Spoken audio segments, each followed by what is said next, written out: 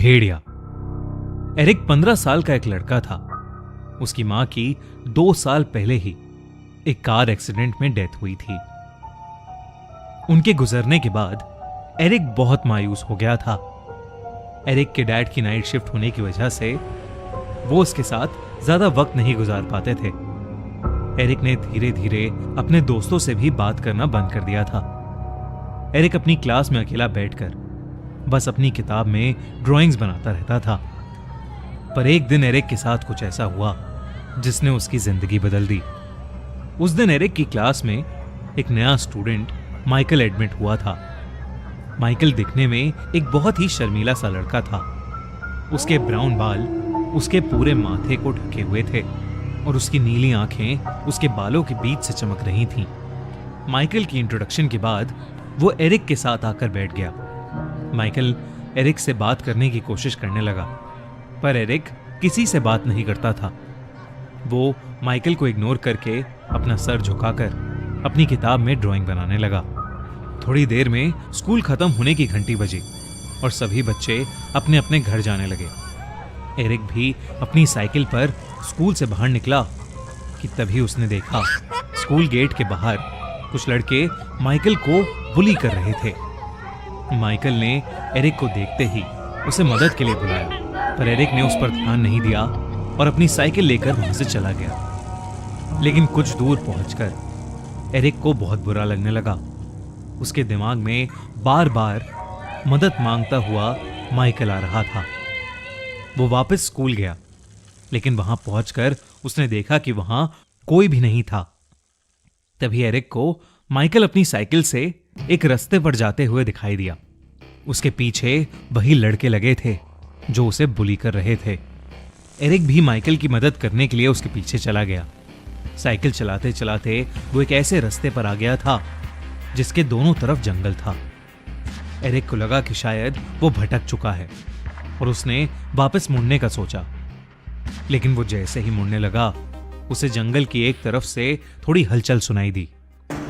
Eric ने उस तरफ नजर उठाकर देखा तो रोड के साइड पर लगी झाड़ियां बहुत जोर जोर से हिल रही थीं।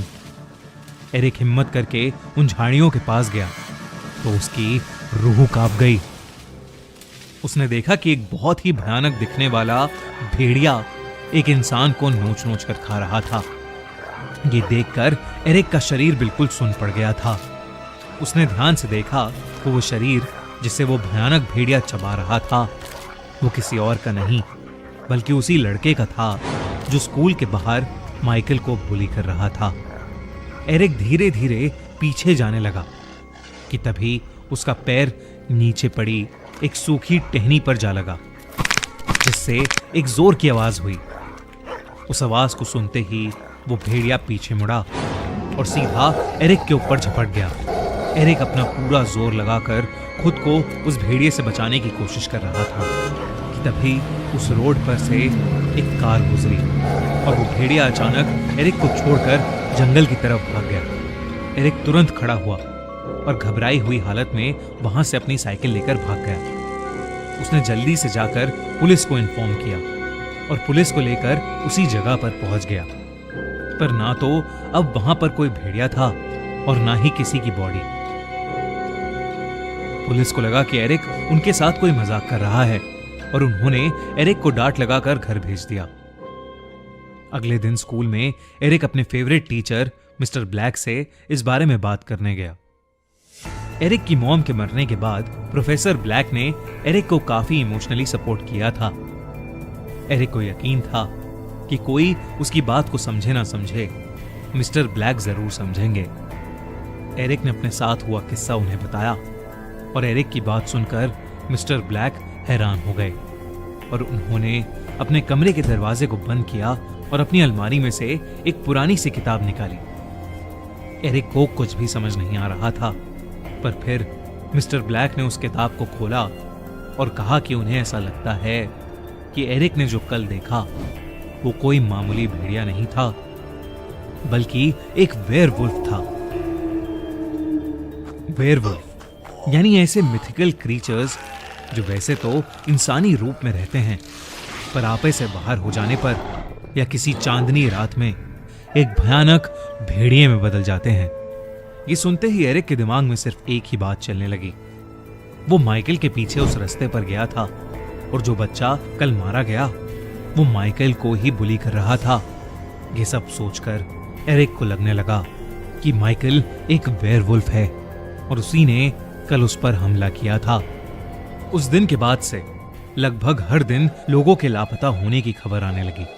एक दिन मिस्टर ब्लैक ने एरिक से कहा कि उन्हें उस भेड़िए को मारना होगा। मिस्टर ब्लैक ने कहा कि एरिक का सामना उस भेड़िए से पहले हो चुका है, इसलिए वो भेड़िया एरिक का शिकार करने जरूर आएगा और इससे पहले वो आए एरिक को उसे ही मार देना चाहिए। स्कूल के बाद एरिक मिस्टर ब्लैक के साथ उनके घर चला गया। मिस्टर ब्लैक ने उसे पीने के लिए कॉफी दी, लेकिन उस कॉफी को पीते ही एरिक को चक्कर आने लगे और उसे सब धुंधला धुंधला दिखने लगा। उसने देखा कि मिस्टर ब्लैक अपने बेडरूम की तरफ जा रहे हैं। बाहर बहुत रात हो चुकी थी और चांद भी नजर आने लगा था।